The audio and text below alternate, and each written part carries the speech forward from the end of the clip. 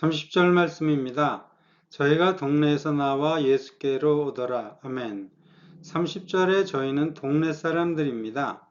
와 보라, 이는 그리스도가 아니냐라는 여인의 말을 듣고 따라 나섰는데 39절의 말씀에서는 동네 사람들이 여인의 말을 믿고 예수를 믿었다고 기록하고 있습니다. 39절 말씀입니다. 여자의 말이 그가 나의 행한 모든 것을 내게 말하였다 증거하므로 그 동리 중에 많은 사마리아인이 예수를 믿는지라. 아멘. 여인의 말을 듣고 따라 나와 예수를 믿게 되었는데 여인은 동네 사람들에게 신용 있는 이웃이었습니다. 31절 말씀입니다. 그 사이에 제자들이 청하여 가로되 랍비여 잡수소서 하니. 아멘. 31절의 그 사이는 여자가 동네로 간 그 사이입니다. 제자들이 예수님을 랍비라 호칭하는데 위키페디아에 의하면 사도행전 5장에 등장하고 그리고 22장에서는 사도 바울이 자신의 스승으로 언급하기도 한 가말리엘이 처음으로 랍비라는 호칭으로 불렸다고 합니다. 랍비는 존경받는 사람들을 지칭하는 호칭이었는데 공자 혹은 맹자 등처럼 호칭을 자로하는 것과 유사하다 할 수 있겠습니다. 32절 말씀입니다. 가라사대 내게는 너희가 알지 못하는 먹을 양식이 있느니라. 아멘. 식사를 거르면서 일을 하더라도 만족할 만한 성취가 있으면 식사를 권유받더라도 안 먹어도 배가 부르다는 표현을 하죠. 마이얼스 코멘터리에서는 예수님도 하나님이 원하시는 전도를 하셔서 그 만족감 때문에 안 먹어도 배가 부른 상태라고 설명합니다. 벵겔스 코멘터리는 예수님이 저녁에 식사를 거르셨는데 그의 영적 열정은 배고픔을 없애 주었다고 설명합니다. 33절 말씀입니다. 제자들이 서로 말하되 누가 잡수실 것을 갖다 드렸는가 한데. 아멘. 많은 추석책들은 33절에 제자들 행동이 예수님을 이해하지 못한 행동의 하나라고 합니다. 32절에서 예수님은 너희가 알지 못하는 먹을 양식이 있느니라고 말씀하시자 제자들은 갖다 드릴 사람이 없는데 사마리아와 이스라엘 사람들의 관계가 좋지 않고 사마리아 우물이 사마리아 한가운데 있는데 누가 잡수실 것을 갖다 드렸는가라며 궁금해합니다. 유대인들과 사마리안 사람들의 불편한 관계를 보여주는 사건이 누가복음 9장에 기록되어 있습니다. 누가복음 9장 52절 말씀입니다. 사자들을 앞서 보내심에 저희가 가서 예수를 위하여 예비하려고 사마리아인의 한 촌에 들어갔더니 53절 예수께서 예루살렘을 향하여 가시는 고로 저희가 받아들이지 아니하는지라. 아멘. 34절 말씀입니다. 예수께서 이르시되 나의 양식은 나를 보내신 이의 뜻을 행하며 그의 일을 온전히 이루는 이것이니라. 아멘. 제가 요한복음 4장 19절로 30절을 설명드리면서 하늘에서 내려온 자라고 자신의 신분을 밝히신 예수님은 성경 말씀의 진수인 요한복음 3장 16절 말씀 하나님이 세상을 이처럼 사랑하사 독생자를 주셨으니 이는 저를 믿는 자마다 멸망치 않고 영생을 얻게 하려 하심이니라. 17절 말씀 하나님이 그 아들을 세상에 보내신 것은 세상이 구원을 받게 하려 하심이라는 말씀으로 시작을 해서 21절까지 많은 사람들이 성경의 진수 혹은 핵심이라고 주장하는 귀한 가르침을 주셨다고 말씀드리면서 사마리아 여인에게 메시아이심을 밝히신 예수님은 우리에게 어떤 귀한 가르침을 주셨을까 참으로 기대된다고 말씀드렸습니다. 메시아이심을 밝히신 후 예수님이 우리에게 주신 가르침은 양식입니다. 예수님은 신명기 6장 또 신명기 8장을 인용해서 떡과 하나님 말씀을 비유하시면서 사탄을 물리치셨는데 마태복음 4장 4절 예수께서 대바에 가라사대 기록되었을 때 사람이 떡으로만 살 것이 아니요 하나님의 입으로 나오는 모든 말씀으로 살 것이라 하였느니라 하시니라며 하나님의 뜻을 행하는 것도 중요하다고 말씀하셨습니다. 예수님은 또 오병이어의 표적을 체험한 사람들에게도 양식을 말씀하셨습니다. 요한복음 6장 27절 말씀입니다. 썩는 양식을 위하여 일하지 말고 영생하도록 있는 양식을 위하여 하라. 이 양식은 인자가 너에게 주리니 인자는 아버지 하나님의 인치신 자니라. 아멘. 양식의 말씀을 받은 사람들은 매우 진지했었습니다.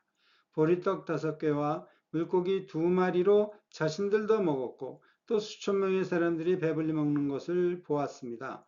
예수님이 주신다는 양식을 받으면 자신들도 오병이어의 표적을 행할 수 있다고 생각한 듯합니다.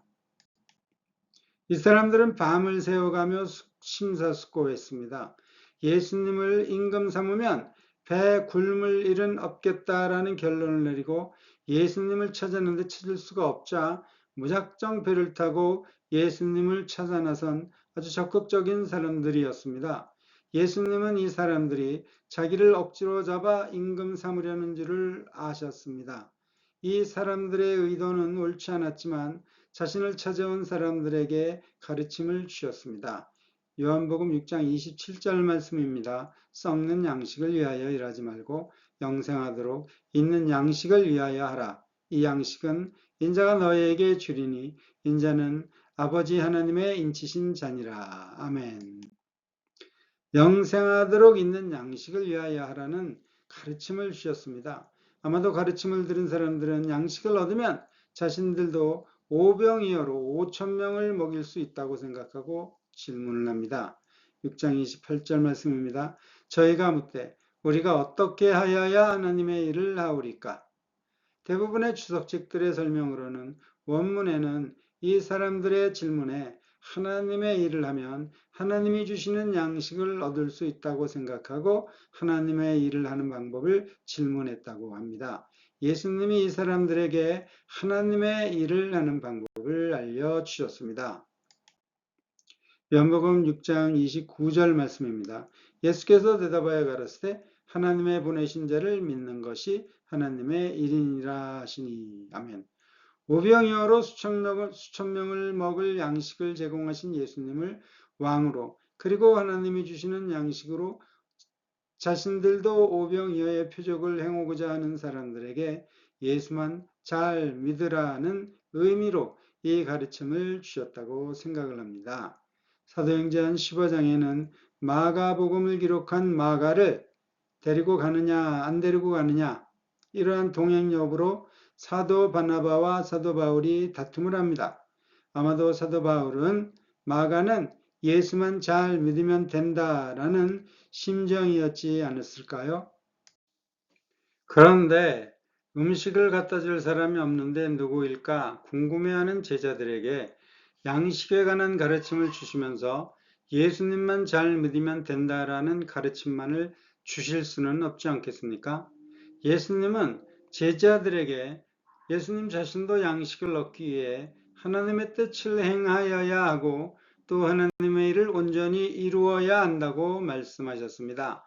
솔선수범의 본을 보여주셨습니다.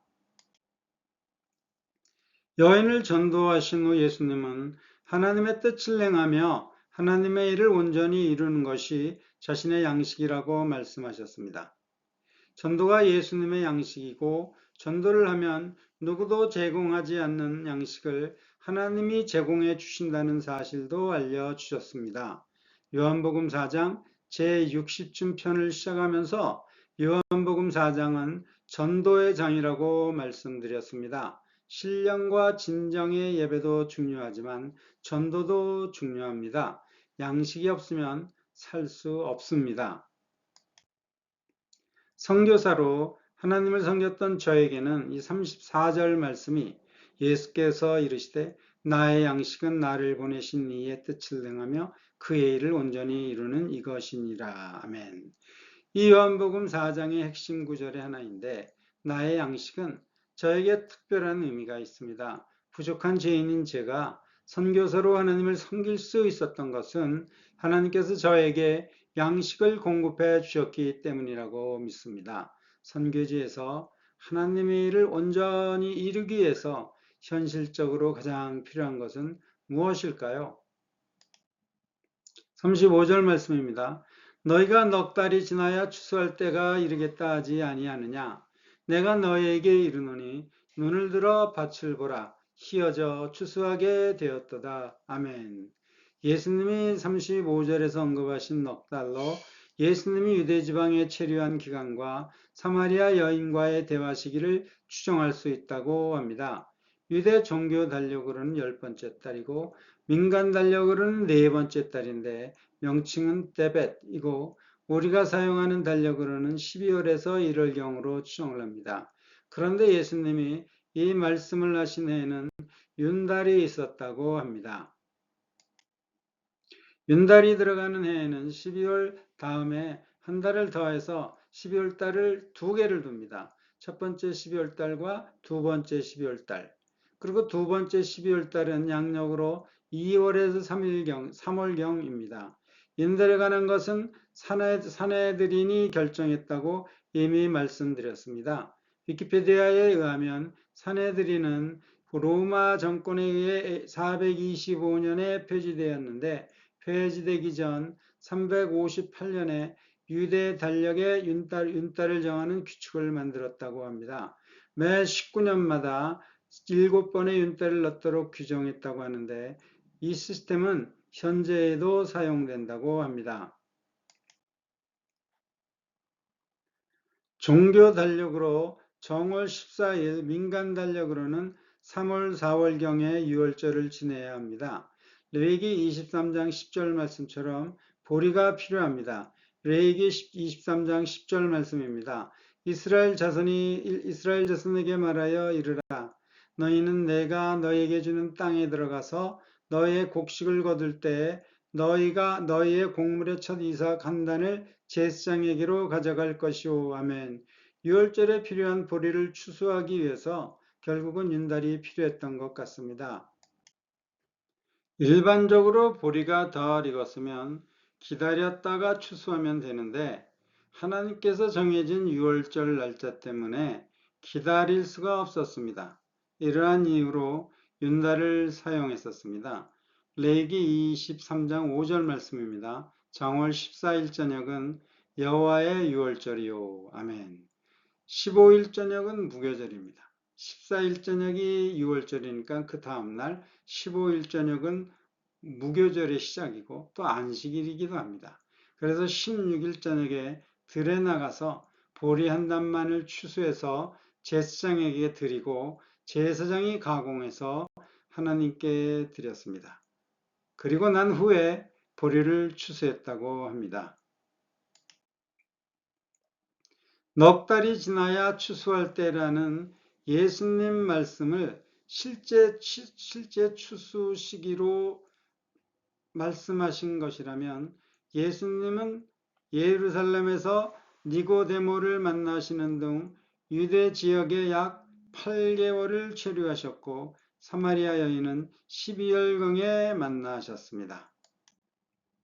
반면에 35절 말씀을 속담으로 주장하는 학자들도 있는데 엑스포지터스 코멘터리에 소개된 글에 의하면 35절에 너희가 무엇 하느냐라는 말씀의 형태를 마태복음 16장 2절에서 속담을 이야기하실 때도 사용했다고 합니다. 마태복음 16장 2절 말씀입니다. 예수께서 대답하여 가라사대 너희가 저녁에 하늘이 붉으면 날이 좋겠다 하고 아멘. 이들은 예수님이 속담을 인용해서 말씀을 하셨기 때문에 사마리아 여인과 말씀하신 시기를 추정할 수 없다고 합니다.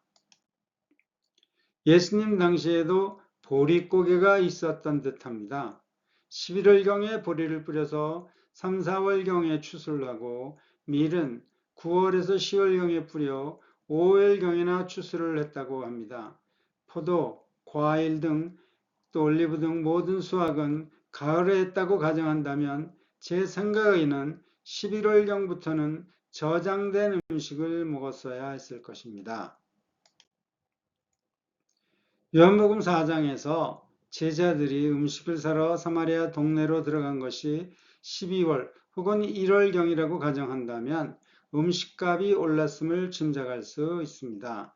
어느 책에선가 아마도 제자들이 사온 음식을 먹으면서 값이 비싸다 혹은 4달이 지나야 보리 추수가 되어야 음식값의 정상이 되리라는 이야기를 했었고, 예수님은 이러한 말을 들으시고 너희가 넉 달이 지나야 라고 말씀하셨다는 것을 읽은 기억이 있습니다. 35절에는 추수가 2번 언급되었는데 첫 번째 언급된 넉 달이 지나야 하는 추수는 이미 설명드린 일반적인 추수로 보리 수확을 합니다. 요세푸스와 필로에 의하면 제사장에게 드리는 곡물이 보리였다고 합니다.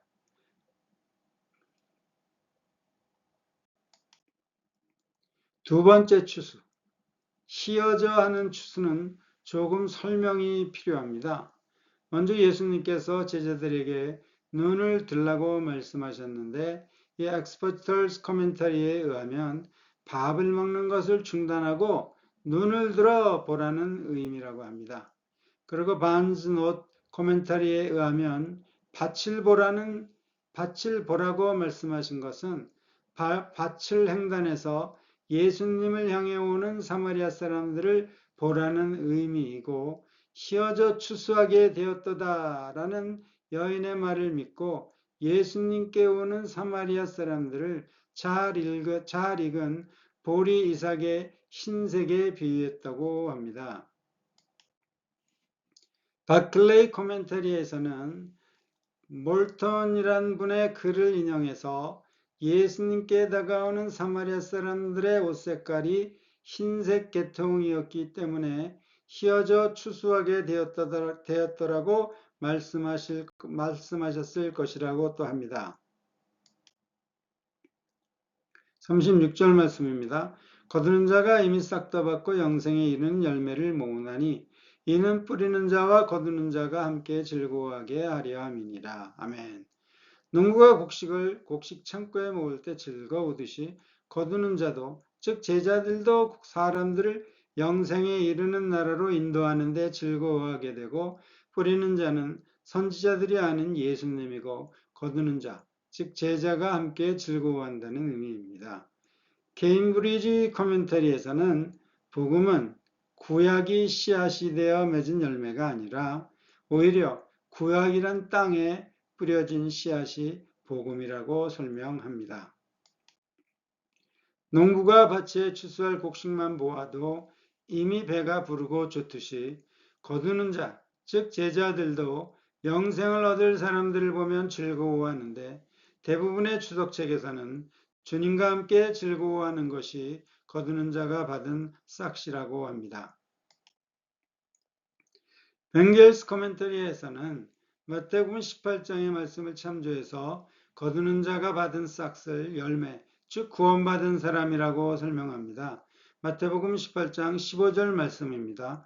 내 형제가 죄를 범하거든 가서 너와 그 사람과만 상대하여 공고하라. 만일 들으면 내가 내 형제를 얻은 것이오. 아멘. 아무도 형제를 상대한 싹스로 형제를 얻었기 때문에 거두는 자의 싹을 열매, 즉 구원받은 사람이라고 주장한 듯 합니다. 37절 말씀입니다. 그런즉 한 사람이 심고 다른 사람이 거둔다 하는 말이 옳도다. 아멘. 37절 말씀은 상부상조하고 체계적으로 농사하는 방법이 아니라고 합니다. 대부분의 주석책에서는 37절 말씀이 예수님 당시에는 부정적인 의미로 사용되었던 속담이었다고 합니다. 이 벤슨 커멘터리에 의하면 이 속담은 심었던 사람이 죽고 생뚱맞은 사람이 수확을 차지했을 때도 사용되었지만, 예수님의 의도는 예수님을 심고 제자들이 거둔다는 의미로 말씀하셨다고 합니다. 엘리엇 커멘터리에서는 의하면 이 속담은 로마, 헬라 사람들에게 잘 알려진 속담이지만 예수님은 신명기 6장을 인용해서 말씀하셨다고 합니다. 신명기 6장 11절 말씀입니다. 내가 채우지 아니한 아름다운 물건을 가득한 집을 얻게 하시며 내가 파지 아니한 우물을 얻게 하시며 내가 심지 아니한 포도원과 감람나무를 얻게 하사 너로 배불리 먹게 하실 때에. 아멘. NIV 코멘터리에서는 우리가 선교를 하기 전에 이미 하나님께서 많은 준비를 또 해놓으셨다고 설명을 합니다. 37절 말씀을 긍정적으로 해석한다면 사도 바울의 고린도전서 3장 말씀을 기억하게 됩니다.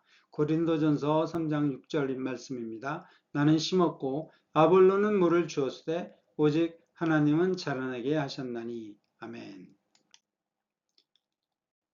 그런즉은 38절에서 설명되었다고 하는데 38절에서 내가 너희로 노력지 아니한 것을 거두러 보내었느니 라는 의미라고 합니다. 38절 말씀입니다. 내가 너희로 노력지 아니한 것을 거두러 보내었느니 다른 사람들은 노력하였고 너희는 그들의 노력한 것에 참여하였느니라. 아멘. 예수님이 제자들을 보내었느니라고 말씀하셨는데 언제 보내셨을까요? 엑스포지터스 코멘타리 주장에 의하면 제자들이 사람들에게 물 세례를 주었던 때를 의미한다고 합니다. 당시 유대인의 관례라면 예수님을 믿기 위해서 먼저 물 세례를 받아야 했기 때문이라고 합니다. 그런가 하면 또 제이미슨 코멘타리와 이 빈슨스 코멘타리 등의 주석책에서는 예수님이 12제자를 부르실 때라고도 주장을 합니다. 38절의 다른 사람들이 문법적으로 다수의 사람들이지만 대부분의 주석책에서는 예수님 한 분만을 의미한다고 합니다. 그런데 이 빈슨스 코멘터리에서는 예수님과 요셀의 요한을 비롯한 수고한 모든 사람들이라고 주장을 합니다. 39절 말씀입니다. 여자의 말이 그가 나의 행한 모든 것을 내게 말하였다 증거하므로 그 동리 중에 많은 사마리아인이 예수를 믿는지라. 아멘. 29절을 공부하면서 전도하는 모습으로 여인을 동네 위주로도 인식할 수 있다고 말씀드렸습니다. 4장 29절 말씀입니다. 나의 행한 모든 일을 내게 말한 사람을 와 보라. 이는 그리스도가 아니냐 하니. 아멘. 이러한 여인의 말은 나의 과거를 알고 있는 사람이야. 메시아가 아닐까? 와서 한번 봐. 전혀 성의가 없습니다. 여인의 말을 들은 동네 사람들이 예수께 나아온 것은 참으로 하나님의 은혜라고 말씀드릴 수밖에 없습니다. 여인이 동네 사람들에게 예수님이 약속하신 우물을 언급했을 수도 있었고 또 동네 사람들은 우물에 관심을 보여 예수님께 왔을 수도 있습니다. 그런데 동네 사람들이 예수를 믿게 된 계기는 우물과는 전혀 관계가 없습니다. 여인의 증거로 예수를 믿게 되었습니다. 그리고 예수님은 동네에서 이틀을 유하실 때 우물을 또 발견해 주었다는 기록도 없습니다. 예수님의 가르침으로 많은 사람들이 믿었다는 기록만 있습니다. 전도가 쉽지 않다는 사실은 모두가 인지하고 있습니다. 사마리아인 메시아도 아니고 유대인 메시아를 믿기는 더욱 쉽지 않았을 것입니다. 여인의 말을 믿고 예수를 믿었으니 사마리아 여인은 왕따 당하는 여인이 아니었음에 틀림없습니다. 메시아가 오시면 다 알려주실 것이라는 4장 25절에서의 여인의 고백은 여인의 본심이었다고 생각합니다. 벤겔스 코멘터리는 이틀을 유하시며 동네 사람들이 세례를 받았는지 혹은 예수님이 떠나신 후 계속해서 예배를 드렸는지의 기록은 없지만 사도행전 8장에 기록에는 없지만 에디오피아 사람들에게 물 세례를 주셨듯이 빌립 안수 집사의 사마리아 성 사역에서 사마리아 사람들에게도 물 세례를 주셨을 것이라고 주장합니다. 그리고 이러한 물 세례가 예수님께서 약속하신 나의 주는 물은 그 속에서 영생하도록 솟아나는 샘물이 되리라는 이 4장 14절의 약속의 실천이었다고 또 설명을 합니다. 그리고 필립 코멘터리에 의하면 이틀을 언급한 이유는 이 동네에서 사역이 사도 요한의 기억에 생생하게 남아 있었기 때문이라고 합니다. 44절 말씀입니다. 신이 증거하시기를 선지자가 고향에서는 높임을 받지 못한다 하시고. 아멘.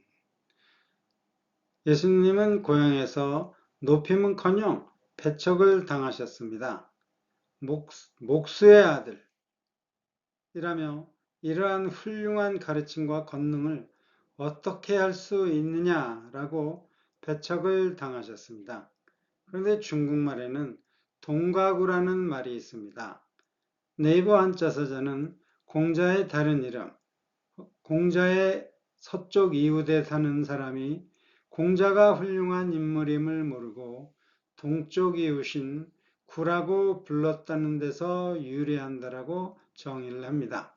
쉽게 말해서 서쪽 동네 사람들은 공자를 몰라 공자를 동쪽 동네의 한 주민으로 알고 있다는 의미입니다. 중국 사이트에 의하면 사람에 대한 이해가 부족하고 가까운 이웃의 저명한 인물을 모르거나 성현이 세상에 알려지지 않은 것을 비유적으로 이루는 말이라고 합니다. 감사합니다.